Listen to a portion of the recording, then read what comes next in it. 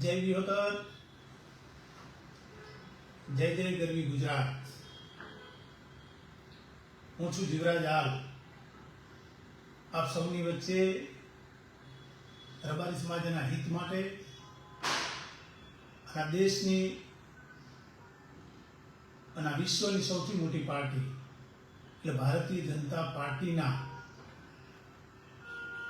એક નાના કાર્યકર્તા તરીકે પાર્ટીને અને શીર્ષ નેતૃત્વને જેને હૃદયમાં વસાઈ રાષ્ટ્રીય ભાવના સાથે એમના હૃદયના ભાવથી જે લઈને ફરીએ છીએ એને એક વિનંતી કરવા માટે આવ્યો છું। તો આપ સૌને વિનંતી છે કે આ વિડીયો દરેક વ્યક્તિ સુધી પહોંચી જાય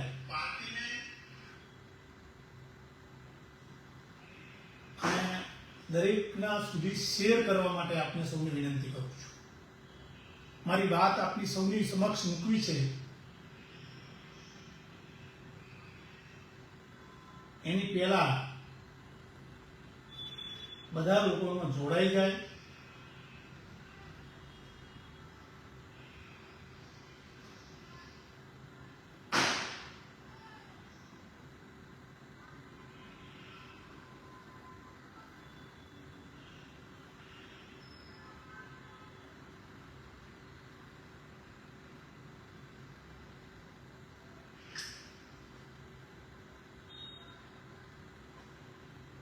તમારા બધા જ વોટ્સઅપ ગ્રુપો અને ફેસબુકના તમામ ગ્રુપો બધા જ ગ્રુપોમાં આ વિડીયો શેર કરી દેજો।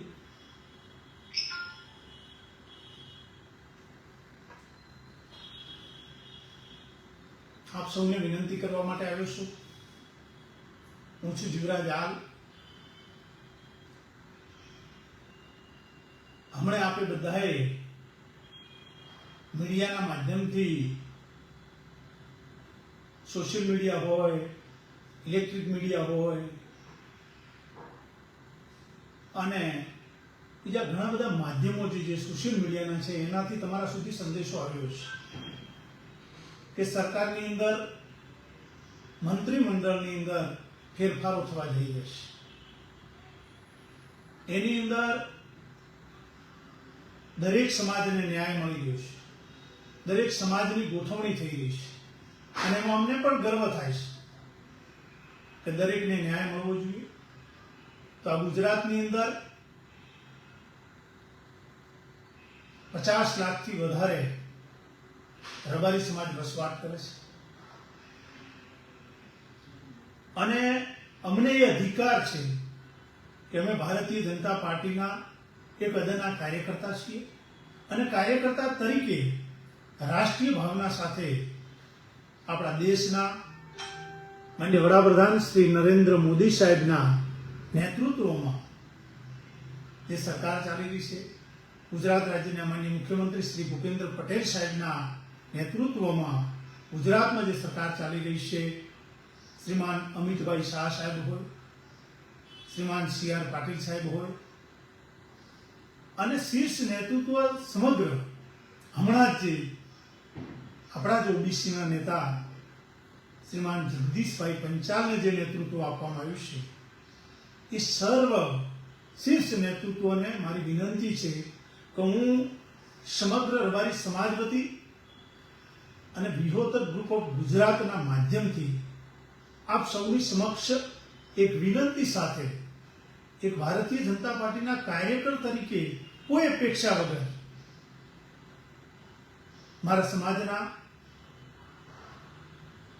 લોકો રાહ જોઈ રહ્યા છે, કારણ કે એમને નાની નાની બાબતોમાં રજૂઆતો કરવા માટે જવું પડતું હોય છે અને અમે બધા માનનીય મુખ્યમંત્રી સાહેબ સુધી જઈએ છીએ। અમારું પણ આખા ગુજરાતની એક અપેક્ષા હોય કે અમારા સમાજનો કોઈ એક વ્યક્તિ કે જેને નેતૃત્વ મળે। તો આપણે બધાએ એક બે ઓપ્શન હોય તો આપણે એને બધાને ચોઈસ કરવામાં થોડી બધી તકલીફો થતી હોય, પણ એવું છે નહીં। આખા ગુજરાતમાં રબારી સમાજનો કોઈ એક વ્યક્તિ ચૂંટાયેલો હોય એવું બનાસકાંઠામાંથી માન્ય શ્રી માવજીભાઈ દેસાઈ ધાનેરાના ધારાસભ્ય જે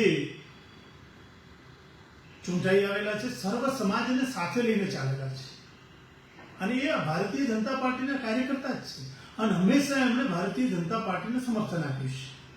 કે મારા મુદ્દો સમાજ વચ્ચે અને પાર્ટીની વિનંતી એટલા માટે કરવી છે કે અમે રાત દિવસ અમારો સમાજ, આખો સમાજ ભારતીય જનતા પાર્ટી સાથે ટેકો આપ્યો છે, રાષ્ટ્રીય ભાવના સાથે ટેકો આપ્યો છે અને હર હંમેશા પાર્ટીને સાથે લઈને ચાલે છે. ઘણા બધા એવા પણ મુદ્દાઓ છે કે જેમાં સમાજને ક્યાંય અન્યાય થતો હોય છતાં પણ ભારતીય જનતા પાર્ટીને છોડી નથી. આ મુદ્દો વિચારવા જેવો છે.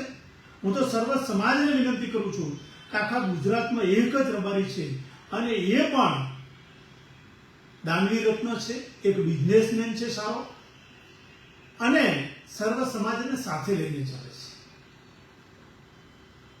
તો કેમ આ સરકારનું જે મંત્રીમંડળ થઈ રહ્યું છે એમાં માવજીભાઈનો સમાવેશ થાય એના માટે અમે વિનંતી કરવા આવ્યું છું અને એ અમારા સમાજના દરેક વ્યક્તિને, દરેક યુવાનને, દરેક આગેવાનની, દરેકની અપેક્ષા છે.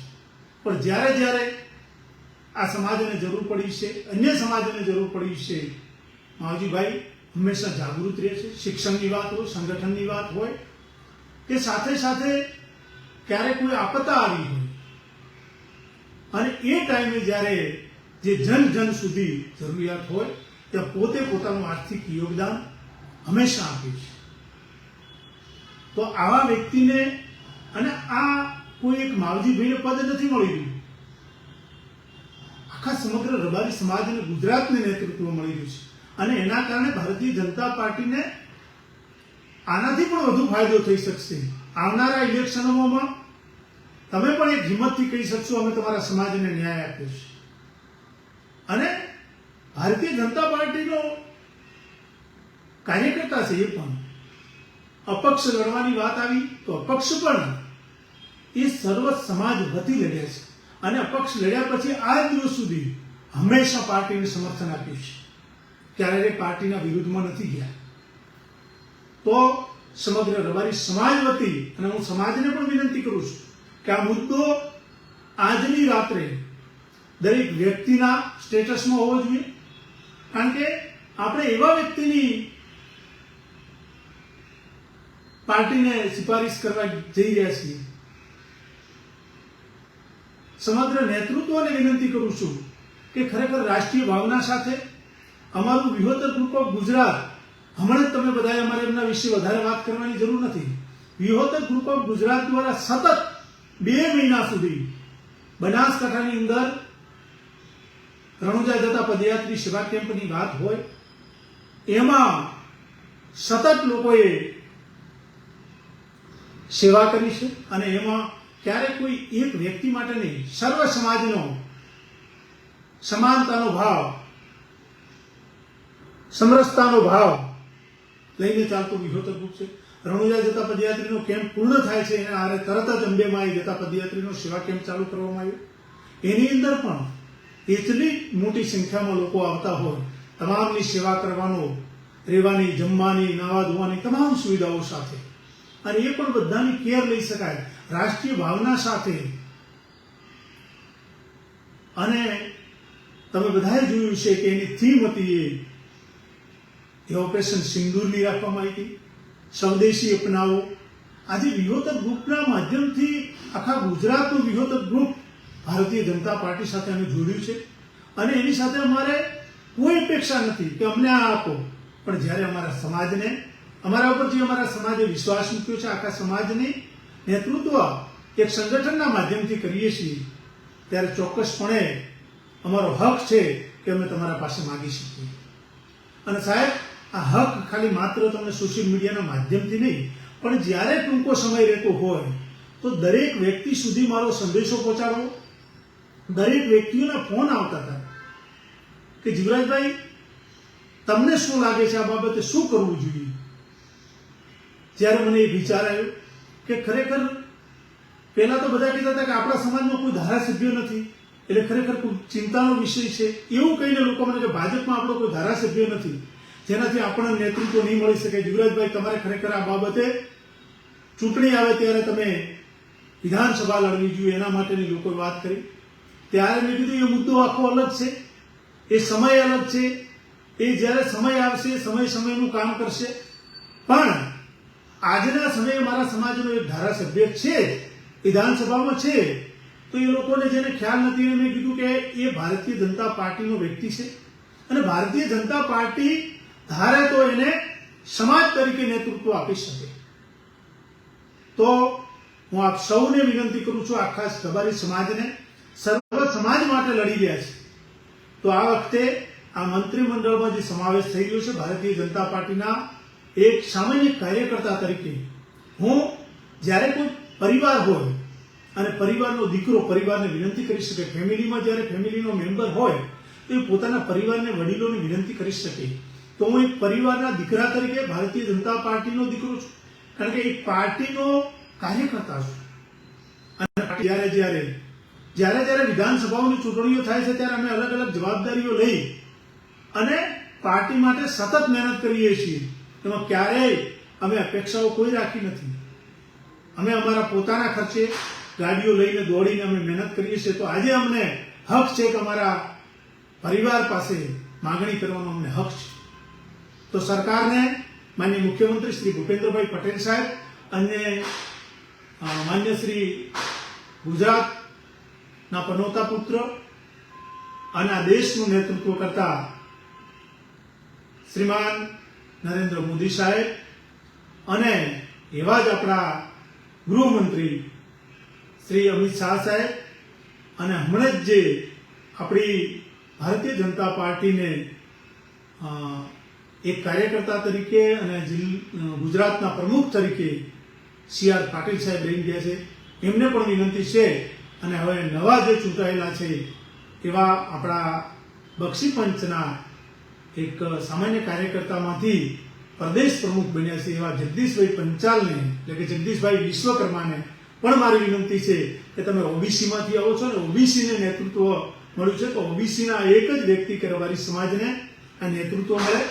માવજીભાઈ એ તમારા ભારતીય જનતા પાર્ટીનો કાર્યકર્તા છે અને તમારી સાથે જ જોડાઈ રહેશે. આ વખતે નેતૃત્વ જો એને મંત્રી પદમાં લેવામાં આવશે તો એ બીજી વખત પણ ભારતીય જનતા પાર્ટી જે રીતનો હુકમ કરશે, એમને જે માર્ગદર્શન આપશે માર્ગદર્શન મુજબ ચાલશે એવો મને વિશ્વાસ છે. અને સમગ્ર રબારી સમાજ રાષ્ટ્રીય ભાવના સાથે તમારી સાથે ચાલી રહ્યો છે. અને તમે આ વિનંતી વારંવાર હું કરું છું કે આ વિનંતી તમે સ્વીકારો અને રબારી સમાજને આ ન્યાય મળે. અને સમગ્ર રબારી સમાજને વિનંતી કરું છું કે આ મુદ્દો દરેક વ્યક્તિ સુધી પહોંચવો જોઈએ, દરેક ઘર સુધી પહોંચવો જોઈએ. દરેક મારા સમાજના ભાઈઓ બહેનો અને સમાજના વડીલોને વિનંતી કરું છું કે કોઈ પણ પ્રકારનો દ્વેષ ભાવ રાખ્યા વગર આપણા ગુજરાતમાં એક જ ધારાસભ્ય છે શ્રીમાન માવજીભાઈ દેસાઈ, ધાનેરાના ધારાસભ્ય, એને મંત્રીમંડળમાં સમાવેશ થાય એવી વિનંતી કરતો તમારે સંદેશ આ હું જે બોલી રહ્યો છું આ વિડીયો તમારા દરેકના સ્ટેટસમાં હોવો જોઈએ. કારણ કે આ સમગ્ર રબારી સમાજના યુવાનો આગેવાનો આમાં જોડાયા છે, સમર્થન આપ્યું છે અને આપ સૌના સમર્થનથી આપણે બધા લોક સમાજને અને સાથે સાથે કે આપણે સરકારને સંદેશો આપી રહ્યા છીએ. આપ સૌનું જે માર્ગદર્શન છે એના મુજબ મેં આ વિનંતી કરી છે. આપને જે કંઈ પણ આ બાબતે કોઈ વાત કરવી હોય એ લાઈવના માધ્યમથી આપણે સૌએ તમારો સંદેશો આમાં કોમેન્ટના માધ્યમથી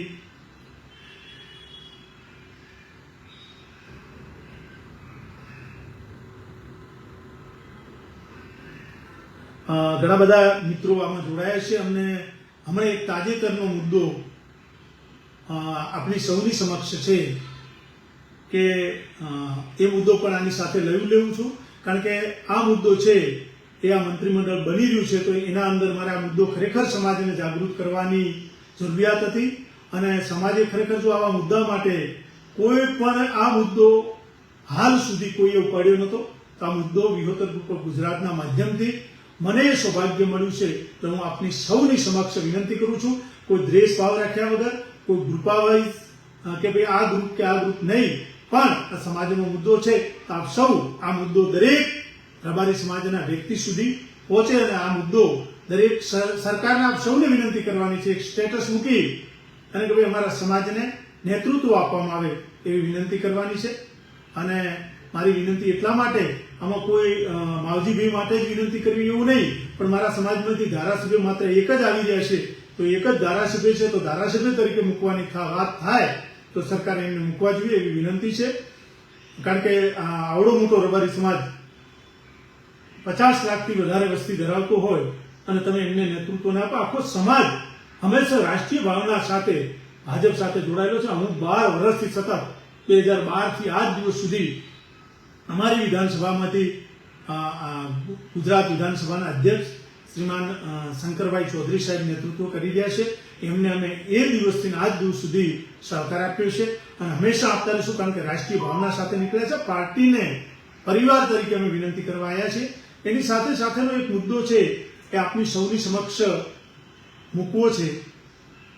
તો એ મુદ્દો એ છે કે મેં આમ તો સોશિયલ મીડિયાના માધ્યમથી આપ સૌએ જોયું છે એ મુદ્દો મેં મૂક્યો છે. આપ સૌને વિનંતી કરું છું, એ મુદ્દો પણ ખરેખર ખૂબ જ જરૂરી છે. આપ સૌને આમ તો એ મુદ્દો મૂકતા પહેલા મેં કીધું છે કે આપ સૌને દીપાવલીની હાર્દિક શુભકામનાઓ, નૂતન વર્ષની નવી શુભકામનાઓ, સાથે સાથે સમાજ સુધારક સંકલ્પ એક લેવાનું મેં કીધું છે. તો એમાં એક વાત કરી છે મેં, તો આપ સૌએ તમારા સુધી મેસેજ પહોંચ્યો હશે વોટ્સઅપ માધ્યમથી, ના પહોંચ્યો હોય તો હું તમારા સુધી નમ્ર અપીલ કરું છું કે દાગીના પ્રથા બંધ અને સમાજ સુધારક સંકલ્પ. તો આપણે સૌને સાથે મળી આ દાગીના આપવાની પ્રથા બંધ કરીએ. એટલે બંધ કરી એટલે સાવ બંધ કરવાની વાત નથી, પણ આપણી જેટલી ક્ષમતા છે કે સમાજના જે નવા નિયમો ઘડાય એ નિયમોનું આપણે પાલન કરવાનું છે. અથવા સોનું નથી લેવું એવું પણ નથી. સોનું જો તમારા પાસે આ તો વ્યાજે પૈસા લાવીને પૂરું કરવાની વાત આવે છે, એમાં નાબંધી છે કે ભાઈ એવું ના કરશો કે તમને તમારા પરિવારની સગવડ નથી છતાં પણ તમે ગમે તે રીતે તમારી જમીન કે વેચી અને મારી દીકરીને આટલું સોનું જોઈશે, આવી પ્રથા બંધ કરવા વિનંતી કરીએ છીએ. એના સિવાય તેના બદલે દીકરીને ફિક્સ ડિપોઝિટ અથવા તમે એને એફડી કરી આપો, અથવા તમારી જરૂરિયાત હોય તો તમારા પાસે પૈસાની વ્યવસ્થા હોય તો દીકરી જ્યારે ઘરે આવે ત્યારે તમે આપો. એટલે એકબીજાની દેખાદેખી જે છે એમાંથી બહાર આવવું જોઈએ. સમાજમાં આના કારણે સમાજ ઘણો બધો દુઃખી છે. ઘણા બધા લોકો, તમને આ મુદ્દો એટલા માટે મૂકીએ છીએ કે આના કારણે ઘણા બધા લોકો આપઘાત કરે છે. કારણ કે એક સમાજમાં કેવું છે, વટ રાખવાની વાત, અથવા લોકોને એવું થઈ ગયું છે કે મારે આમની હરોળમાં ચાલવું છે. આપણે કોઈની હરોળમાં નથી ચાલવાનું, આપણે આપણી ખુદની પોતાની હરોળમાં ચાલવાનું છે. કેમ બીજાની હરોળમાં ચાલવું પડે? આપણે આપણી ખુદની હરોળમાં ચાલવાનું છે. આપણે પોતે પોતાની હરોળમાં ચાલવાનું છે. આપણે બીજાની કોઈની દેખાદેખી કરવાની જરૂર નથી.